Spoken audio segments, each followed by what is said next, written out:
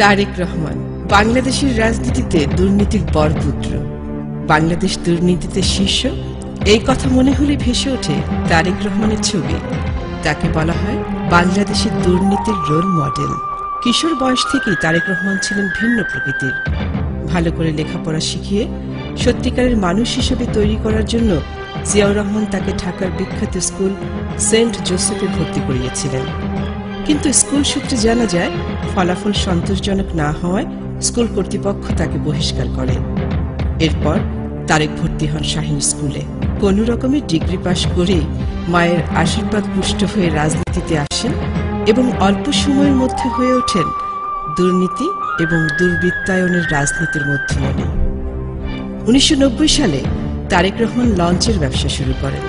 পরের বছর বিএনপি ক্ষমতায় এলে অস্বচ্ছ প্রক্রিয়া সোনালী ব্যাংক থেকে ৪৫ কোটি টাকা ঋণ নেন, যা এখনও অনাদায়ী।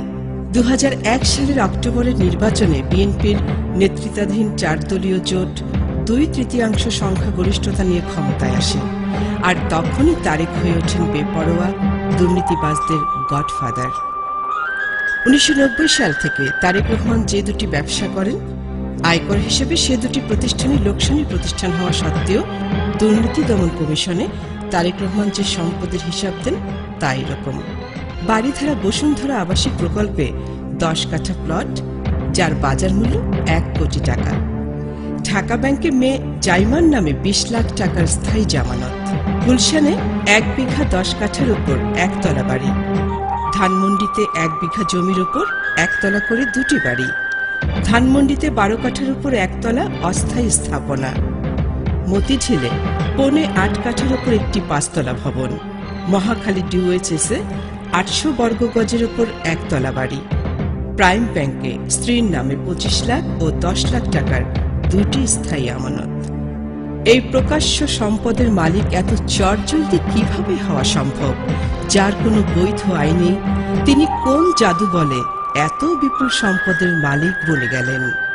প্রকাশ্য সম্পদের বাইরে তারেক রহমানের অপ্রকাশ্য সম্পদ রূপকথার গল্পকে হার মানায়। মালয়েশিয়া, দক্ষিণ আফ্রিকা, সিঙ্গাপুর, সুইজারল্যান্ড ও থাইল্যান্ডে তারেক রহমান কয়েক হাজার কোটি টাকা পাচার করেছেন বলে অভিযোগ রয়েছে। আর এই অবৈধ সম্পদের উৎস চাঁদাবাজি, দুর্নীতি আর কমিশন। আলামিন কনস্ট্রাকশনের মালিক আমিন আহমেদ ভূঁইয়ার কাছে 1 কোটি টাকা চাঁদা নিয়েছিলেন তারেক রহমান। এই অভিযোগে তার বিরুদ্ধে মামলাও হয়েছে। 2002 সালে পরিবেশ দূষণ রোধে ঢাকা, চট্টগ্রাম সহ মহানগরীগুলোতে 2 স্ট্রোক ইঞ্জিনের স্কুটারের বদলে 4 স্ট্রোক ইঞ্জিনের সিএনজি চালিত বাহন আনা হয়।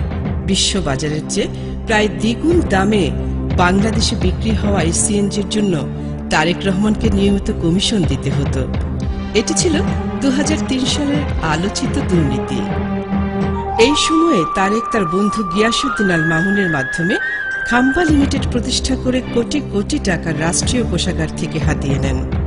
বৈদ্যুতিক খুঁটি দুর্নীতিতে হাজার হাজার কোটি টাকা লুটপাট হয়ে যায়।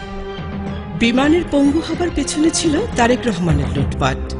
তারেক রহমানের দুর্নীতির আরেক দোষর ছিলেন স্বরাষ্ট্র প্রতিমন্ত্রী লুৎফুজ্জামান বাবর। বাবর তারেক জুটির দুর্নীতি এমন পর্যায়ে পৌঁছে যে খুনিদের ছাড়িয়ে নেবার জন্য কোটি টাকার ঘুষ লেনদেনের ঘটনা ঘটে। বসুন্ধরার সাব্বির হত্যাকাণ্ড তার বড় প্রমাণ। এতদিন পর এখনই মামলার বিচার শুরু হয়েছে। তারেক রহমানের দুর্নীতি হয়ে পড়েছিল সর্বগ্রাসী। রাজধানীর অদূরে রূপগঞ্জ উপজেলার তারা পৌরসভার অধীনে তারেক অবৈধ জমি দখল করে গড়ে তোলেন বিএনপি পল্লী। তারেক রহমানের দুর্নীতির আরেক সহযোগী হলেন বগুড়ার লালু। তারেক রহমানের আশ্রয়ে প্রশ্রয়ে লালুর বাড়ির চম্পামহল হয়ে ওঠে বগুড়ার নিয়ন্ত্রক। বগুড়া শহর জুড়ে তারেক আর লালুর নানা দুর্নীতির স্বাক্ষর। এইসব ফলক আর স্থাপনা থেকে তারেক রহমান কোটি কোটি টাকা আত্মসাৎ করেছিলেন।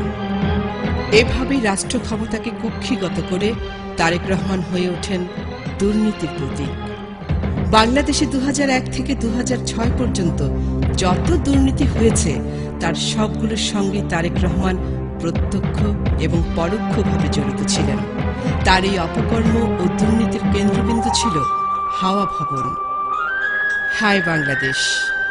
এই তারেক রহমানের মুক্তি দাবি করা হচ্ছে আজকাল।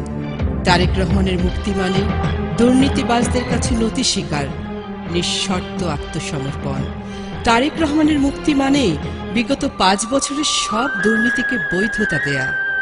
তারেক রহমানের মুক্তি মানে দুর্নীতিকে হাঁ বলা, কারণ বাংলাদেশে দুর্নীতি আর তারেক রহমান সমার্থক।